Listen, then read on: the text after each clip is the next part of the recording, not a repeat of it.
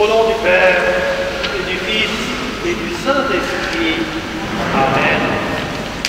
La grâce de Jésus-Christ notre Seigneur, l'amour de Dieu le Père, et la communion de l'Esprit Saint soient tous avec vous.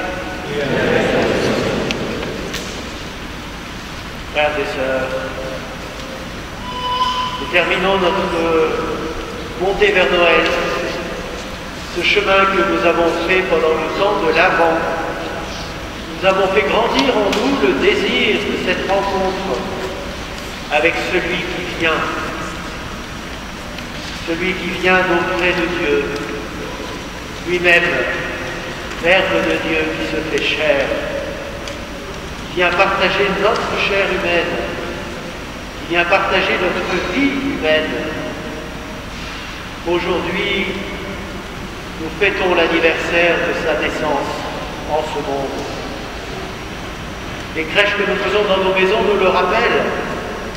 Et pourquoi vient-il nous accomplir la rédemption du monde, c'est-à-dire effacer le péché du monde, effacer notre péché.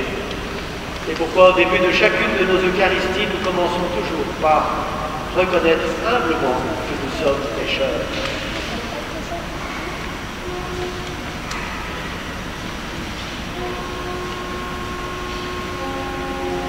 Je confesse à Dieu Tout-Puissant, je reconnais devant mes frères que j'ai péché en pensée, en parole, par action et par omission. Oui, j'ai vraiment péché. C'est pourquoi je supplie la Vierge Marie, les anges et tous les saints, et vous aussi les frères, de priez pour moi, Seigneur notre Dieu. Que Dieu Tout-Puissant nous fasse miséricorde, qu'il nous pardonne nos péchés et nous conduise à la vie éternelle. Amen. Amen.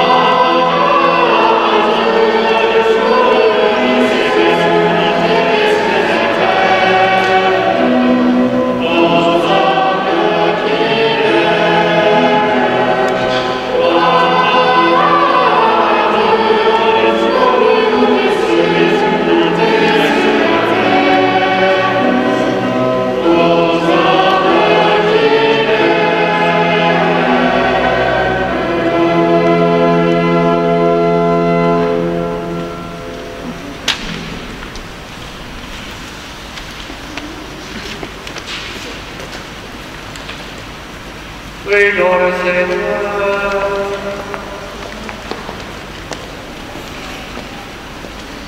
Seigneur, tu as fait resplendir cette nuit très sainte, des clartés de la vraie lumière. De grâce, accorde-nous qu'illuminés dès ici-bas par la révélation de ce mystère, nous goûtions dans le ciel la plénitude de sa joie. Par Jésus-Christ, ton Fils, notre Seigneur et notre Dieu, qui vit et règne avec toi dans l'unité du Saint-Esprit, pour les siècles des siècles. Amen.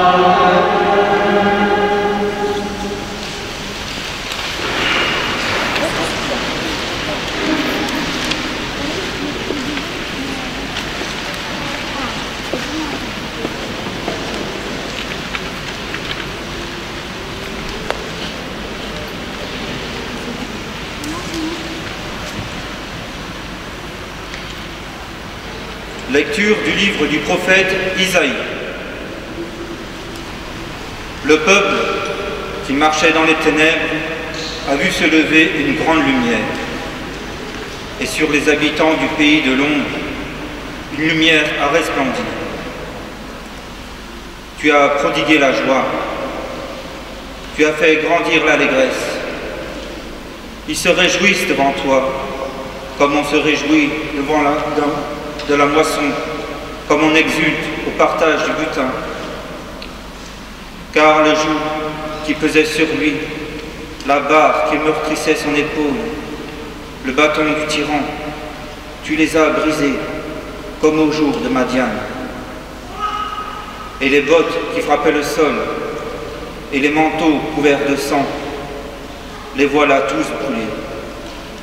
Le feu les a dévorés. Oui, un enfant nous est né, un fils nous a été donné. Sur son épaule est le signe du pouvoir. Son nom est proclamé. Conseiller merveilleux, Dieu fort, Père à jamais, Prince de la paix.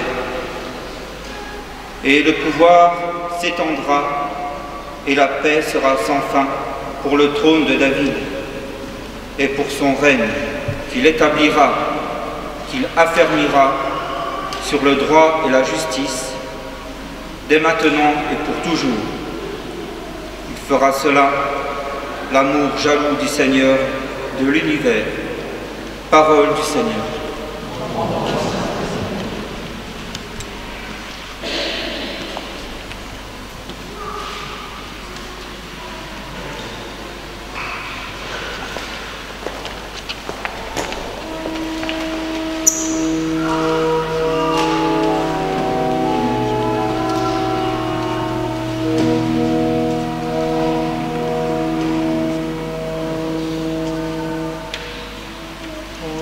Bonjour.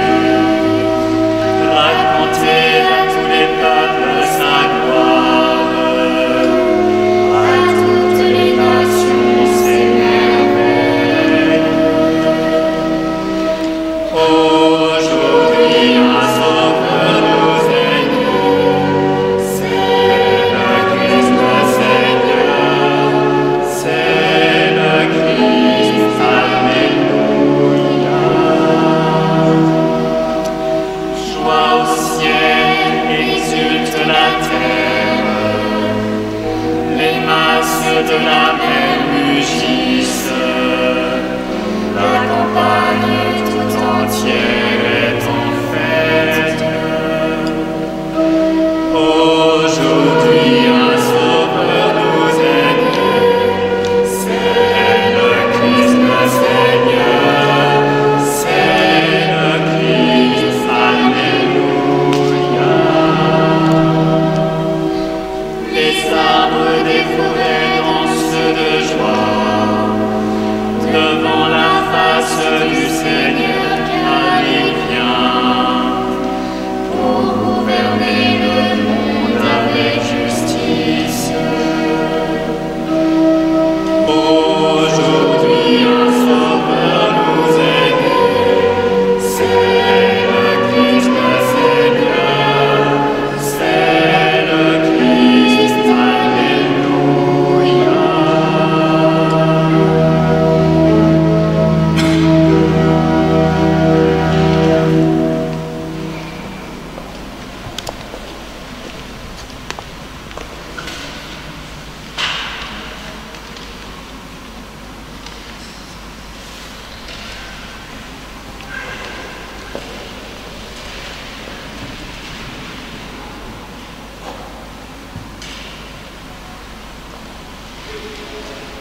Lecture de la lettre de saint Paul, apôtre à Tite.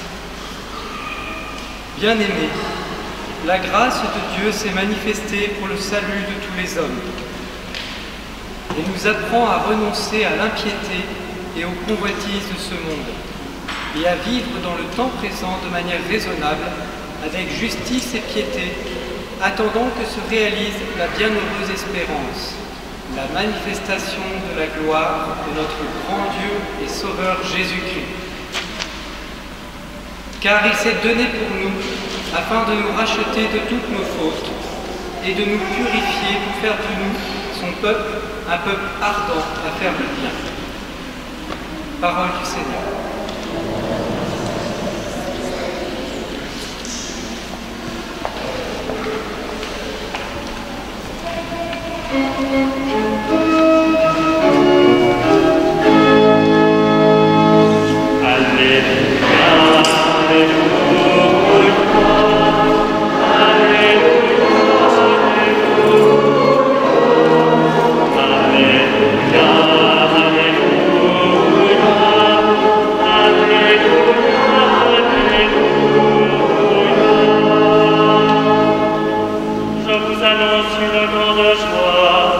Aujourd'hui vous est né un sauveur, qui est le Christ le Seigneur.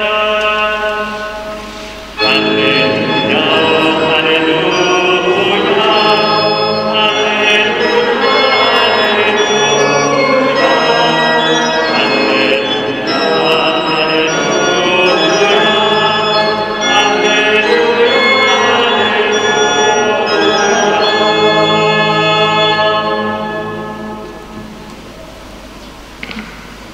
Le Seigneur soit avec vous.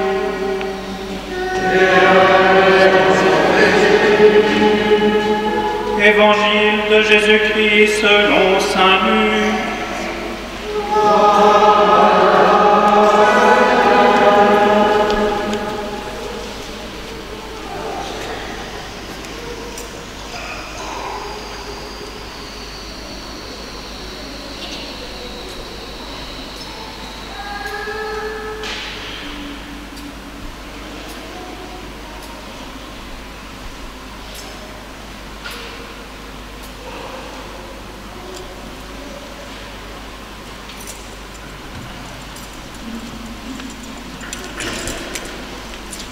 En ces jours-là, parut un édit de l'empereur Auguste, ordonnant de recenser toute la terre. Ce premier recensement eut lieu lorsque Quirinius était gouverneur de Syrie, et tous allaient se faire recenser, chacun dans sa ville d'origine. Joseph, lui aussi, monta de Galilée, depuis la ville de Nazareth, vers la Judée, jusqu'à la ville de David, appelée Bethléem. Il était en effet de la maison et de la lignée de David. Il venait se faire recenser avec Marie, qui lui avait été accordée en mariage et qui était enceinte. Or, pendant qu'ils étaient là, le temps où elle devait enfanter fut accompli. Et elle mit au monde son fils premier-né. Elle l'emmaillota et le coucha dans une mangeoire, car il n'y avait pas de place pour eux dans la salle commune. Dans la même région, il y avait des bergers qui vivaient dehors et passaient la nuit dans les champs pour garder leurs troupeaux. L'ange du Seigneur se présenta devant eux, et la gloire du Seigneur les enveloppa de sa lumière. Ils furent saisis d'une grande crainte. Alors l'ange leur dit: ne craignez pas, car voici que je vous annonce une bonne nouvelle, qui sera une grande joie pour tout le peuple. Aujourd'hui, dans la ville de David, vous est né un sauveur, qui est le Christ, le Seigneur. Et voici le signe qui vous est donné. Vous trouverez un nouveau-né emmailloté et couché dans une mangeoire. Et soudain, il y eut avec l'ange une troupe céleste innombrable qui louait Dieu en disant: gloire à Dieu et paix sur la terre aux hommes qu'il aime, aux hommes qu'il aime. Gloire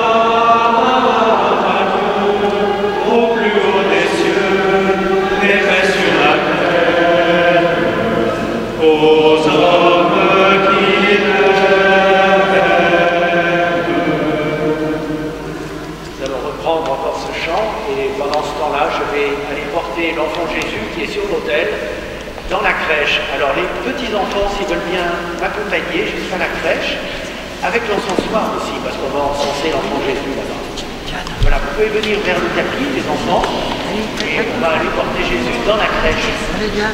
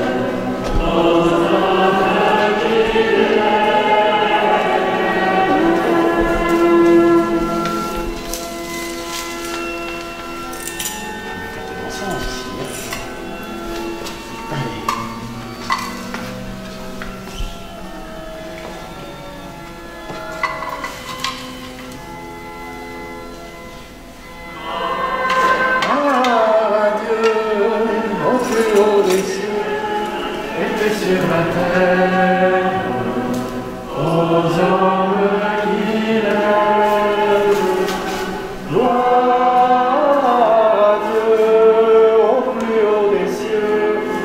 paix sur la terre. Aux hommes allez voir.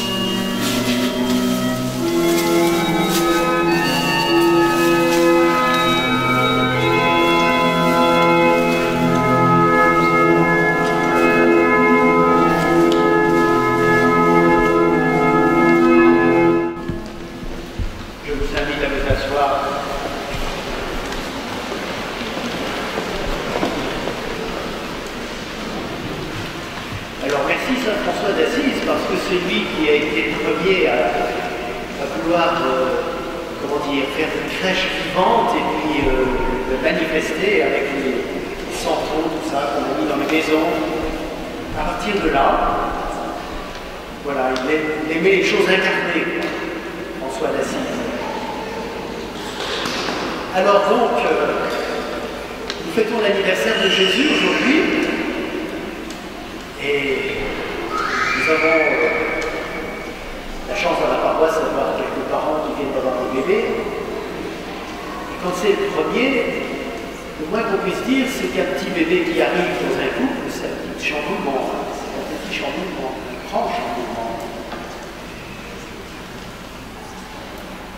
Un enfant, c'est une promesse d'avenir. Les parents, ils ont plein de désirs pour leurs enfants. Ils ont... Comment dire, ils souhaitent que leurs enfants réussissent leur vie, qu'ils deviennent des adultes heureux, épanouis, qu'ils puissent développer tous leurs talents. Quelquefois même ils rêvent des talents de leurs enfants, ça arrive aussi ça. Voilà. En tout cas, un enfant c'est une promesse d'avenir. Vous imaginez que Marie et Joseph, qui connaissaient l'origine étrange de Jésus, je dirais l'origine exotique, porté dans un grand désir pour cet enfant. C'est une promesse incroyable. L'un comme l'autre ont eu droit à une annonciation. Marie, c'est Luc qui nous raconte la visite de l'ange Gabriel, qui lui dit « Tu vas devenir maman, tu vas avoir un fils, tu l'appelleras Jésus. » Marie est toute surprise, comment cela se fera-t-il? Je ne connais pas l'homme. L'Esprit Saint viendra sur toi et la puissance du Très-Haut te couvrira de son ombre. Et Marie a répondu que tout se fasse en moi selon ta parole. Elle a dit ça toute sa vie, Marie. Que tout se fasse pour moi selon ta parole. Et elle est devenue la maman de Jésus. Et quelques mois plus tard, l'ange Gabriel est venu parler aussi à Joseph. C'est Matthieu qui nous raconte l'annonciation à Joseph. Ça s'est passé un peu différemment. Joseph, c'était dans son sommeil. Il a eu un songe. Comme son ancêtre lointain, le patriarche Joseph, qui lui aussi avait eu des songes. Il savait les interpréter.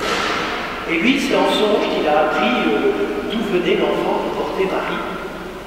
Et il l'a accueilli comme son enfant. Et l'ange lui a dit, tu lui donneras le nom de Jésus. Il sera l'Emmanuel. Jésus, en hébreu, ça veut dire le Seigneur sauve, Yeshua, le Seigneur sauve. Et il a un deuxième prénom, il s'appelle aussi Emmanuel. Emmanuel, en hébreu, ça veut dire Dieu avec nous. Dieu avec nous. Dieu est venu vivre avec nous et il s'est fait le sauveur du monde, notre sauveur. Voilà, Jésus Emmanuel, Dieu avec nous, sauveur du monde. Donc ce petit bébé, il a chamboulé la vie de ce couple. Il l'a tellement chamboulé que, d'après la visite des mages, qui aura lieu dans quelques jours, enfin, ils ne sont pas arrivés tout de suite, hein, parce que le temps qu'ils voient le site, qu'ils l'interprètent et qu'ils aillent jusqu'à Bethléem, ça a pris quelques semaines quand même. Hein. Il n'y avait pas de TGV à l'époque, hein. Mais pas de voiture. Enfin si, il y avait des chameaux, ça servait de voiture. Ça va vite les chameaux, enfin il fallait le temps quand même. Donc, ils vont être obligés de fuir en Égypte. Ils ne vont pas avoir la vie facile à cause de cet enfant. Leur vie quotidienne, elle va être toute centrée autour de Jésus. Ils vont veiller sur ce don du ciel fait aux hommes. C'est incroyable. C'est Marie qui va lui apprendre, qui va lui faire le catéchisme, qui va lui apprendre l'écriture. Dans son intelligence humaine, Jésus va être formé par Marie, par Joseph. Joseph va lui apprendre son métier, il va faire de lui un excellent charpentier, à tel point que quand il partira vers le prophète, la famille ne comprendra pas, il dit, enfin qu'est-ce que tu fais? En plus ton papa est décédé, mais pourquoi tu vas faire le prophète? Exerce ton métier, tu es le soutien de ta maman. En plus tu n'as pas de frères et sœurs. C'est urgent que tu ailles t'occuper de ta mère. Mais non, Jésus était complice avec Marie. Il savait très bien l'un et l'autre ce que venait faire l'autre. Ce que venait faire Jésus dans le monde. Et donc, en Jésus, c'est une promesse de Dieu qui s'accomplit. Parce que c'est pas seulement pour Marie et Joseph. C'est une promesse pour tout le monde. En Jésus, c'est Dieu qui rejoint les hommes. C'est Dieu qui vient dépasser nos espérances. Quelles sont pour nos espérances humaines? Qu'est-ce qu'on espère? Jamais souffrir, jamais mourir. Qui parmi nous a envie d'être malade? D'avoir des accidents? Personne. En fait, notre désir humain, c'est jamais souffrir, jamais mourir. Le Seigneur vient nous amener une espérance qui dépasse complètement nos attentes humaines. Il nous dit, mais mes enfants, je viens vous apprendre à aimer. C'est le plus important. Commencez d'abord par aimer comme moi je vous aime. Et alors, tout le reste vous sera donné par surcroît. C'est-à-dire, vous serez libérés de la souffrance, vous serez libérés du mal, et vous aurez la vie éternelle. C'est pas génial, ça. Sauf que, en attendant, on a encore la souffrance. C'est pour ça qu'on met des croix dans nos églises. Pour nous rappeler que par où Jésus est passé, il faut qu'on passe nous aussi. Parce que quand Jésus est venu sur terre, il n'a pas fait semblant, il n'a pas été épargné par la souffrance. Il n'a pas été épargné par la pauvreté. Il n'a pas été épargné par l'exil. Il a connu l'exil. Dieu n'a pas épargné son Fils. Il lui a donné une vraie vie humaine, au point qu'on ne peut pas dire « Ah ben non, mais lui, il était préservé, il était dans un palais, il avait les meilleurs médecins, il était protégé, il avait l'armée pour le protéger. » Non, pas du tout. Jésus a été un pauvre parmi les pauvres. On n'a même pas voulu de lui le lit de sa naissance. Vous avez entendu tout à l'heure? On n'a pas de place pour lui. Une femme enceinte qui doit mettre au monde un bébé, non pas chez moi. Pas dans ma maison, j'ai trop de monde. Et alors, elle va mettre son enfant au monde dans une bergerie et elle va le mettre dans une... Dans quoi? Dans une mangeoire. Qu'est-ce qu'on met dans la mangeoire? Oui, parfaitement. Dans la mangeoire, on met à manger. Ça alors. Un bébé dans une mangeoire, on ne va quand même pas manger un bébé. Qu'est-ce que vous en pensez? Alors figurez-vous que justement, Jésus fait un truc incroyable. Il est né dans une ville qui s'appelle Bethléem. Nous on dit Bethléem. Mais en hébreu c'est Bethléem. Beth c'est la maison. Et Léhem c'est le pain. Bethléem, c'est la maison du pain.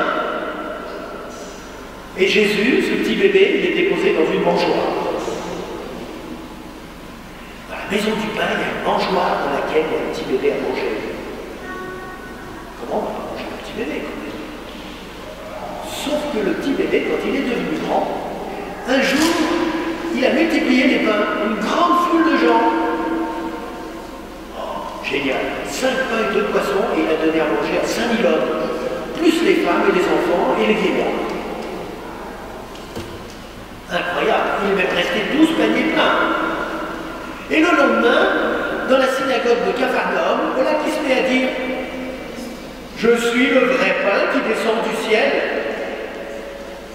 Celui qui mange ma chair et boit mon sang, il aura la vie en lui. »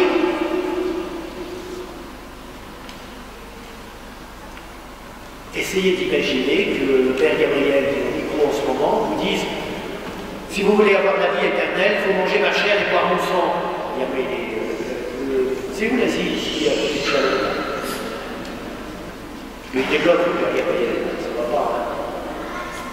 Et bien c'est ce que Jésus a dit dans la synagogue de Capharnaüm.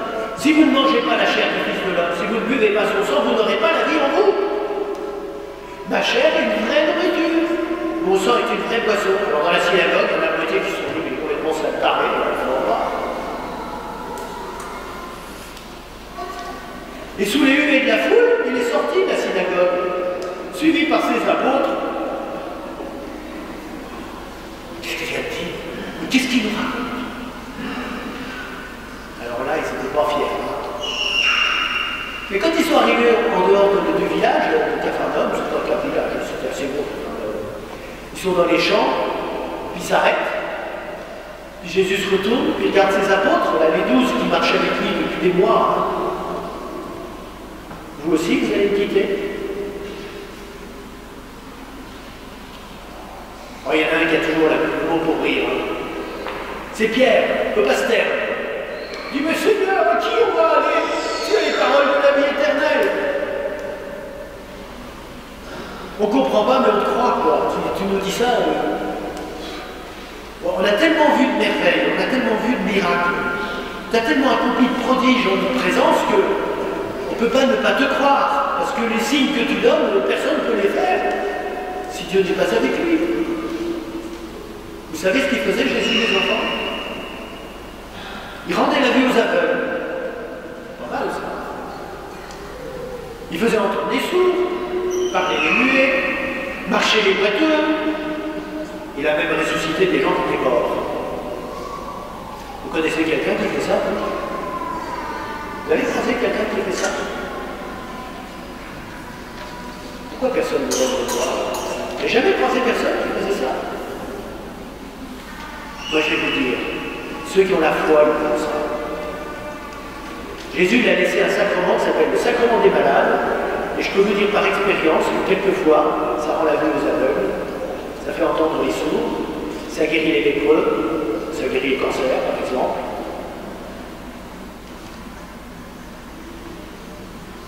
On fait l'onction d'huile, mais nous on ne peut rien faire, c'est le Seigneur qui fait. Et si on a la foi, le Seigneur fait des miracles. Alors c'est pas très fréquent évidemment, c'est pas très fréquent parce qu'on n'a pas beaucoup de foi. Si on avait la foi, un grain de séné, on dirait à cette montagne, va te jeter dans la mer, et elle irait.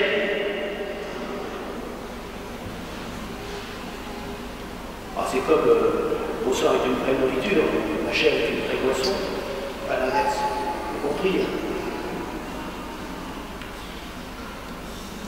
Quel mystère.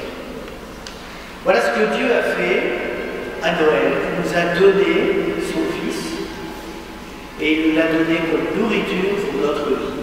Et cette nourriture, eh bien, c'est l'Eucharistie. Le soir de sa mort, avant d'être arrêté, Jésus il a donné son pain. Prenez, mangez, ceci est mon corps. Prenez, buvez, ceci est mon sang, versé pour vous et pour la multitude en rémission des péchés. Voilà ce qu'il a fait, Jésus. Et nous, aujourd'hui, eh bien, on fait sa première communion. Quelquefois, on oublie après.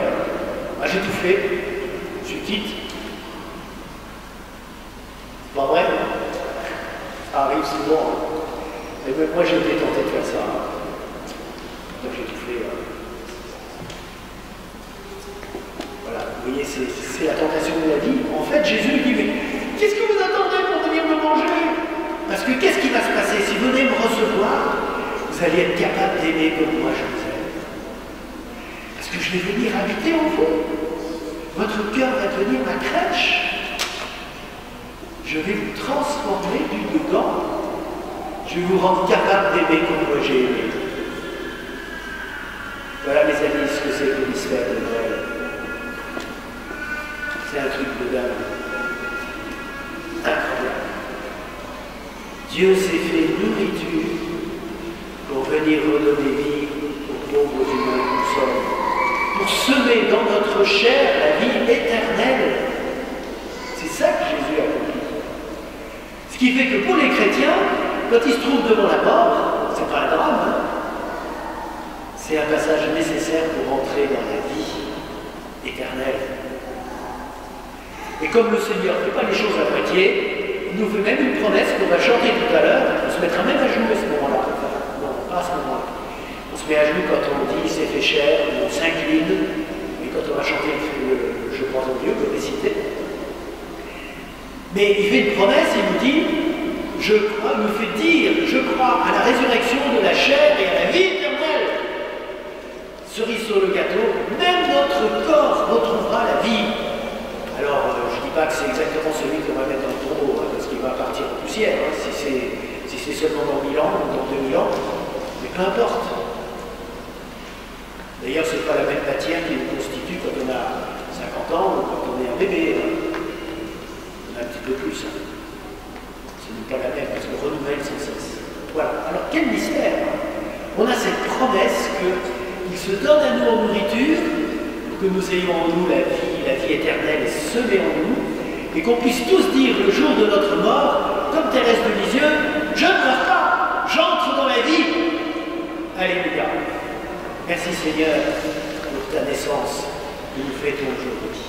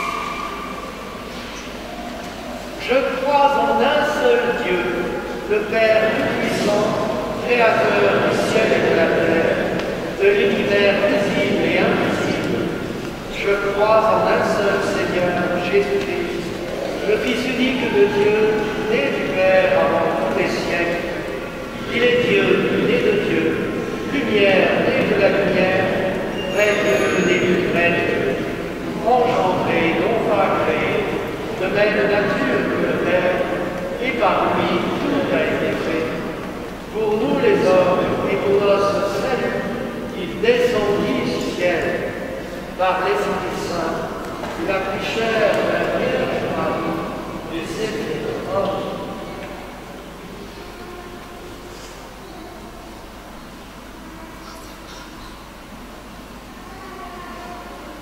Crucifié pour nous sous Ponce Pilate, il souffrit sa passion et fut mis au tombeau. Il ressuscita le troisième jour, conformément aux Écritures, et il monta au ciel. Il est assis à la droite du Père. Il reviendra dans la gloire pour juger les vivants et les morts, et son règne n'aura pas de fin. Je crois en l'Esprit Saint, qui est Seigneur et qui donne la vie, qui procède du Père et du Fils. Avec le Père et le Fils, il reçoit même adoration et même gloire. Il a parlé par les prophètes. Je crois en l'Église, une sainte, catholique et apostolique. Je reconnais un seul baptême pour le pardon des péchés. J'attends la résurrection des morts et la vie du monde à venir. Amen. En cette nuit où la lumière se lève sur le monde entier, prions Dieu notre Père pour l'humanité qui retrouve une espérance. Et le refrain de la prière universelle sera Au Christ Emmanuel exauce.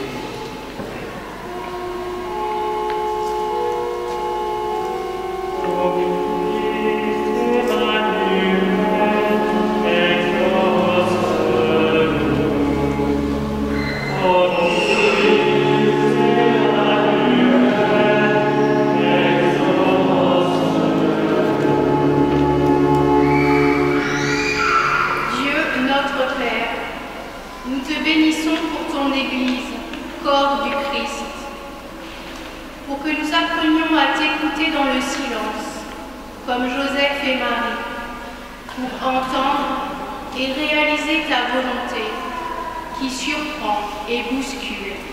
Nous te prions.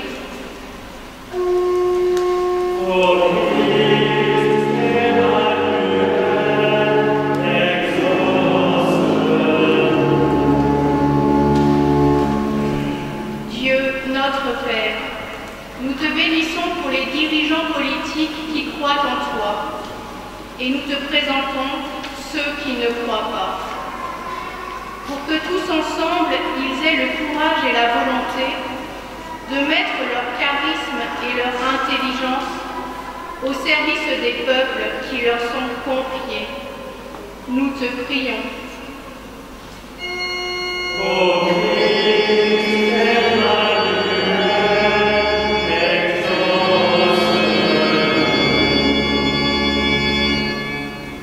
Dieu, notre Père, nous te bénissons pour les personnes qui, au nom de Jésus, se font proches des pauvres et des malheureux.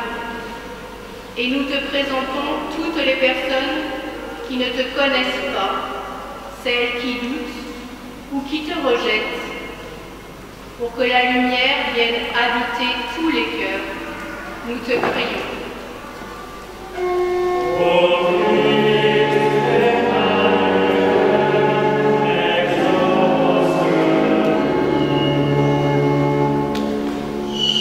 Notre Père, nous te bénissons pour la naissance du Messie parmi nous, pour que la contemplation du premier Noël de l'histoire nous aide à mettre Jésus au centre des festivités de Noël et à le reconnaître comme l'unique roi de la fête.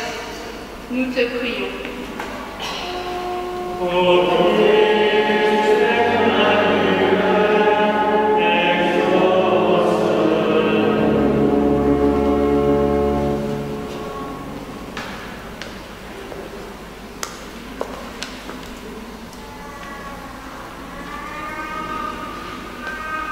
Père des Lumières, qui nous donne aujourd'hui ton Fils, nous te prions d'accueillir nos prières par Jésus, le Christ, notre Seigneur. Amen.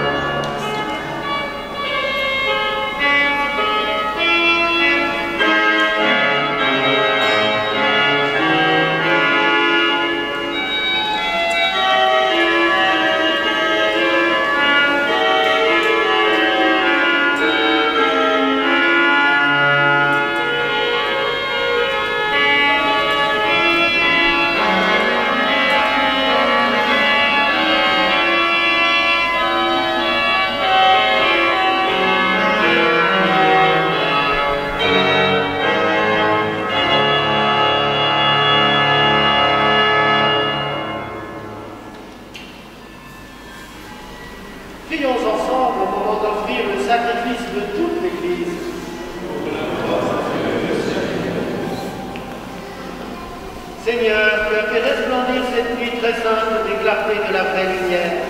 De grâce, accorde-nous d'illuminer dès ici-bas par la révélation de ce mystère. Nous goûtions dans le ciel la plénitude de sa joie. Par Jésus-Christ, ton Fils, notre Seigneur et notre Dieu, qui règne avec toi pour les siècles des siècles. Amen.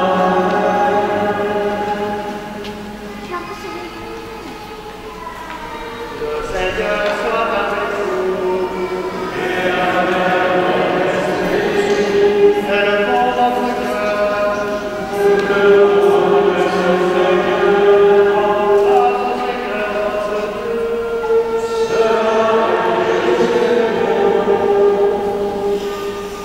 Vraiment, il est juste bon de rendre gloire, de t'offrir notre action de grâce toujours et en tout lieu. À toi, Père très saint et éternel et puissant, car la révélation de ta gloire s'est éclairée pour nous d'une lumière nouvelle dans le mystère du Verbe incarné. Maintenant, nous connaissons en lui Dieu qui s'est rendu visible à nos yeux, et nous sommes entraînés par lui à aimer ce qui demeure invisible. C'est pourquoi, avec les anges et tous les saints, nous proclamons ta gloire en chantant le seul nom.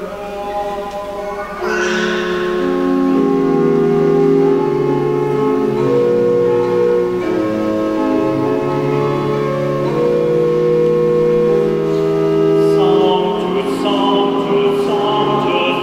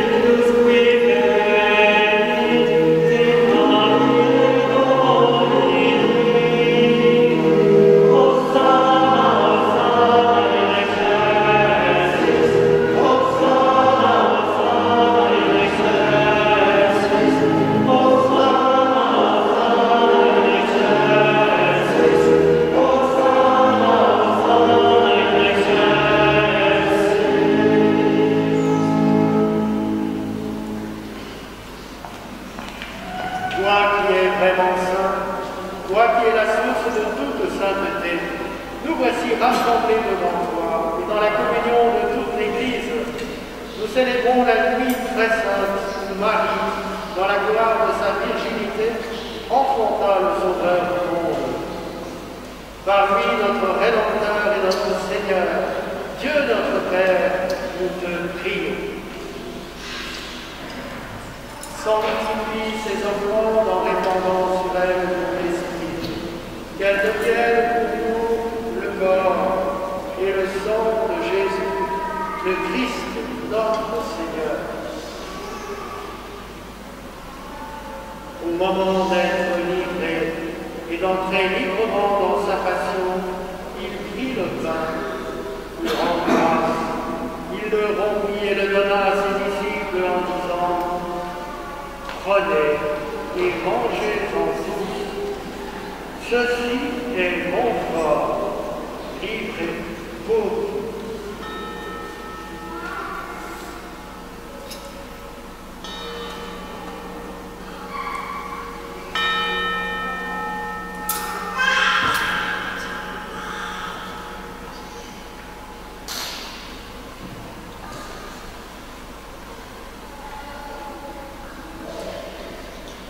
De même, à la fin du repas, il prit la coupe.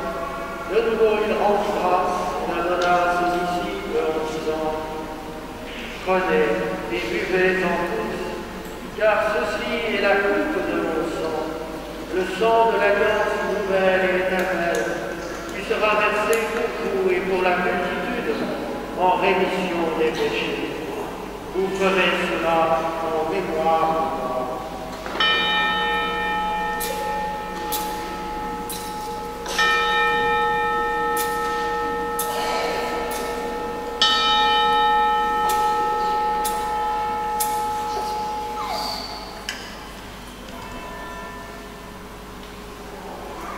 Chantons et proclamons le mystère de la foi.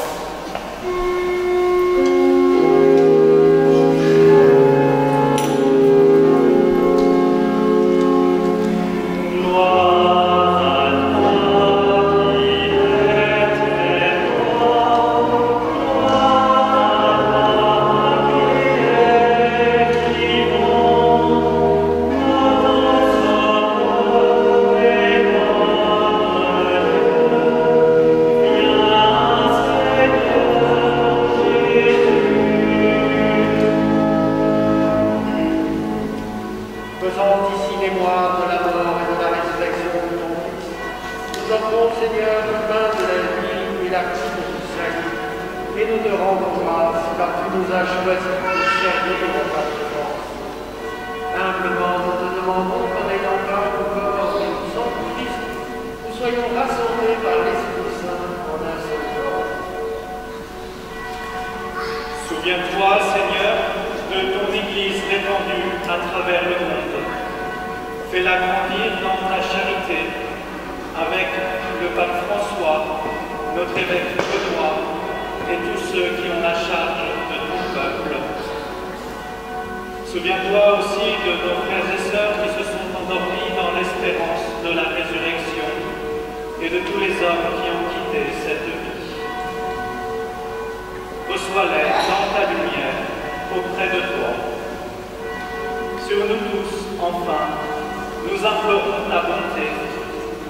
Permets qu'avec la Vierge Marie, la bienheureuse Mère de Dieu, avec Saint Joseph, son époux, les apôtres et les saints de tous les temps qui ont vécu dans ton amitié, nous ayons part à la vie éternelle et que nous chantions ta louange par Jésus-Christ, ton Fils bien-aimé.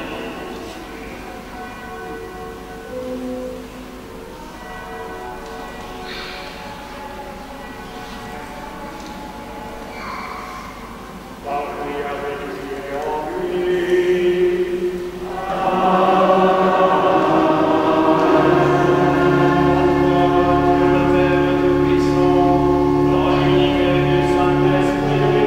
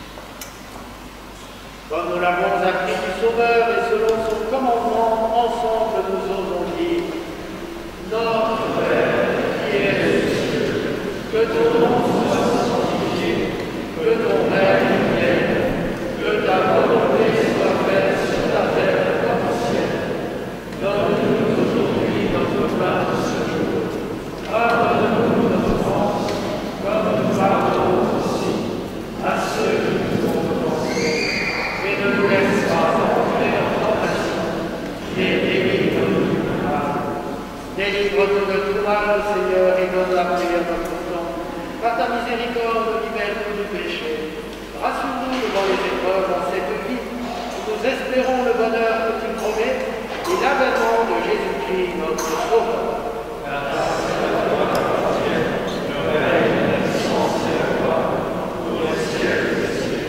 Seigneur Jésus-Christ, tu as dit à tes apôtres, je vous laisse la paix, je vous donne ma paix. Ne regarde pas nos péchés, mais la foi de ton Église. Pour que ta volonté s'accomplisse, donne-lui toujours cette paix.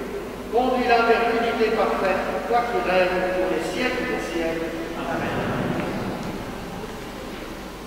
Que la paix du Seigneur soit toujours avec vous.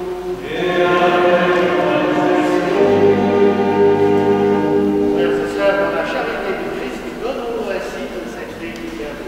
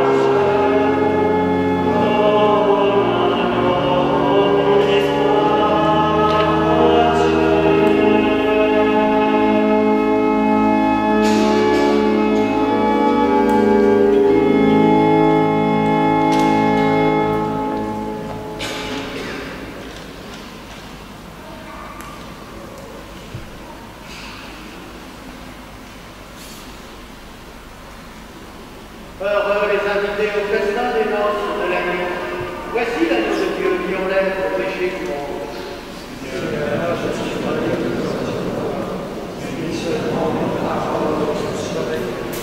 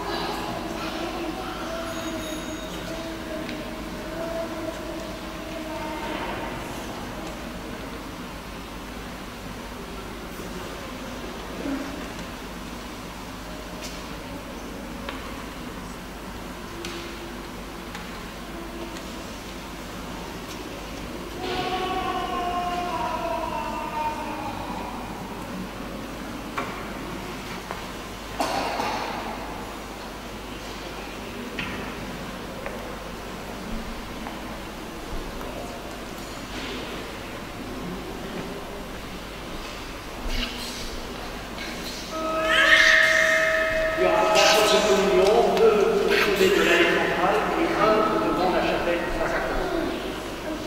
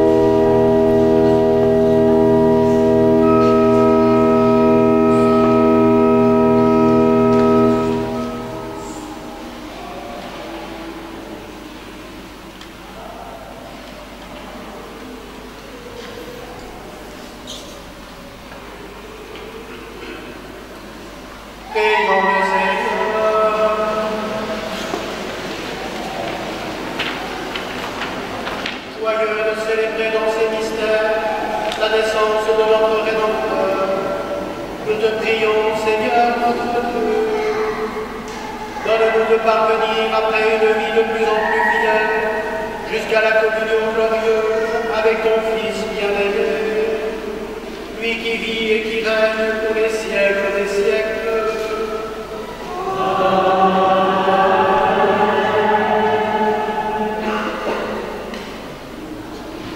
Dans son amour infini, Dieu a donné son Fils au monde pour en dissiper les ténèbres. Par le mystère de la nativité du Christ, il a fait resplendir cette nuit très sainte. Il a fait resplendir cette nuit très sainte, qu'il vous sauve de l'aveuglement du péché et qu'il ouvre vos yeux à sa lumière.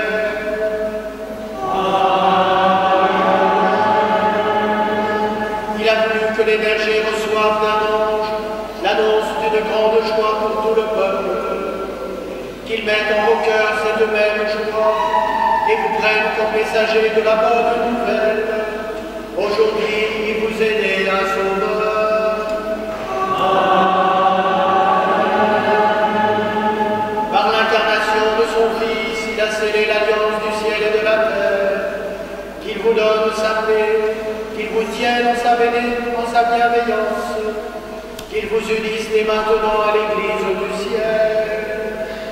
Amen.